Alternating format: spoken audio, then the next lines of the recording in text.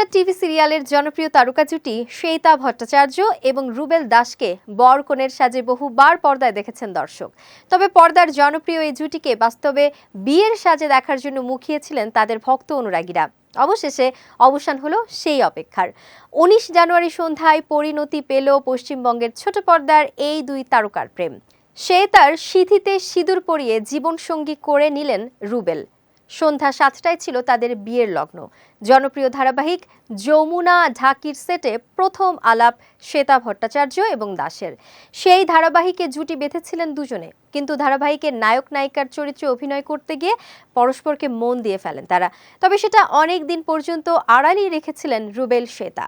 শুরুর দিকে প্রেমের কথা প্রকাশ্যে আনেননি দুজনের কেউই, এমনকি জিজ্ঞেস করলেও এড়িয়ে যেতেন তারা। তবে ইন্ডাস্ট্রিতে প্রেমের খবর যে চাপা থাকে না, সেটা যেন আবারও প্রমাণ পেল। শ্বেতা এবং রুবেল মুখে কিছু না বললেও অনুমান যে ভুল নয় তা প্রমাণ হয়ে যায় কয়েক মাস পরেই। ২০২৪ সালের মাঝামাঝি সময় থেকেই বিয়ের জল্পনা শুরু হয়েছিল এ তারকা জুটির, কিন্তু বিয়ের তারিখ নিয়ে দুজনের কেউই মুখ খোলেননি। তবে সমস্ত গুঞ্জনে জল ঢেলে অবশেষে বিয়ে করলেন দুজনে। রীতি মেনে শ্বেতার সিঁথি রাঙালেন রুবেল।